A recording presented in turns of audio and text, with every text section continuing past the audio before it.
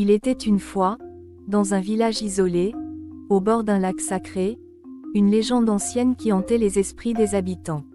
Le lac, dont les eaux cristallines étaient d'une beauté saisissante, abritait une créature mystérieuse, une sirène aux chants envoûtants.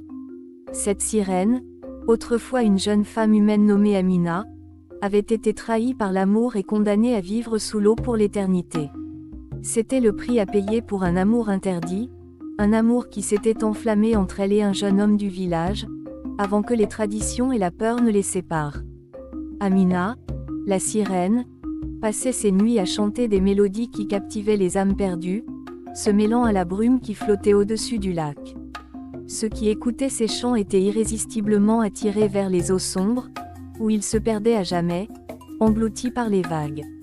Mais dans chaque chant, une lueur d'espoir persistait, un espoir secret, celui de retrouver l'amour qu'elle avait perdu. Dans son cœur, Amina rêvait encore de l'homme qu'elle avait aimé, cet amour qui l'avait conduite à sa malédiction. Le village, lui, vivait sous le poids de cette légende. Les anciens chuchotaient que l'amour entre un humain et une sirène était un pacte avec les forces obscures, un lien qui brisait l'harmonie de la nature et du monde spirituel. C'est pourquoi, depuis des générations, tous les enfants du village étaient élevés dans la peur du lac, loin de ses eaux. Ils étaient enseignés à éviter la sirène, à ne jamais écouter ses chants, car tout contact avec elle était jugé une trahison des ancêtres. Mais un jour, une jeune fille du village, sans le savoir, se retrouva confrontée à cette légende. Attirée par une force mystérieuse, elle s'aventura près du lac un soir où le ciel était tissé de nuages sombres. Alors qu'elle s'approchait, une voix douce, presque imperceptible, l'appelait. Ce n'était pas un cri, ce n'était pas une demande de secours. C'était une mélodie, une invitation à découvrir la vérité cachée sous la surface. La jeune fille, sans comprendre le lien profond qu'elle avait avec cette histoire ancienne, se laissa envoûter par la voix, se rapprochant des eaux. À ce moment-là, le village tout entier trembla, comme si le sol lui-même se souvenait des fautes passées. La vieille légende se réveillait, un souffle glacé porteur de souvenirs et de regrets. La jeune fille, qui avait grandi en écoutant les avertissements des anciens, sentait désormais la présence de l'amour interdit dans son âme, un lien invisible qui se tissait entre elle et la sirène. Les voix des ancêtres se mêlaient au vent, murmurant des avertissements sur les dangers de se laisser séduire par la tentation. Mais quelque chose en elle se rebellait. Elle savait que la vérité ne pouvait être contenue par la peur et les interdits. Au fil des nuits, la voix d'Amina chantait des chansons de douleur et de désir, des chansons d'un amour perdu et d'une promesse brisée.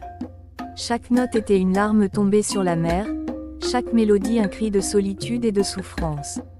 La jeune fille se retrouva de plus en plus souvent près du lac, incapable de résister à l'appel.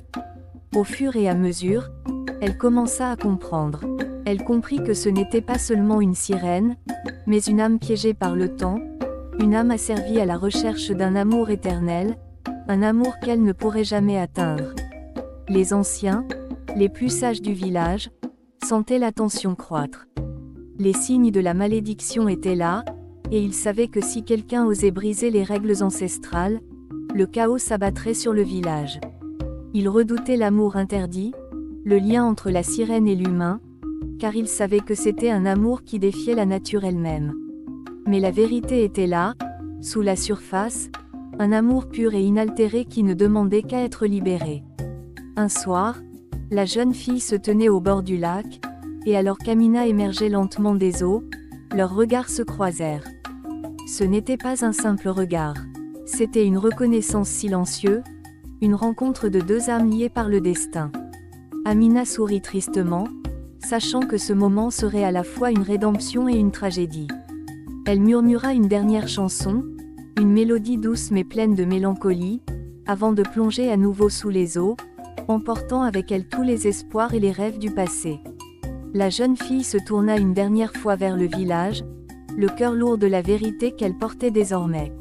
L'amour, malgré tous les interdits et les malédictions, persistait au-delà des peurs et des légendes. Mais à quel prix? Dans le silence de la nuit, le lac demeura tranquille, comme si rien ne s'était passé, et pourtant, le poids de la vérité flottait encore dans l'air. La sirène, elle, s'éloigna dans les abysses, attendant peut-être un jour où l'amour brisé pourrait enfin être réparé. Mais ce jour-là semblait encore loin, caché au fond des eaux du lac maudit.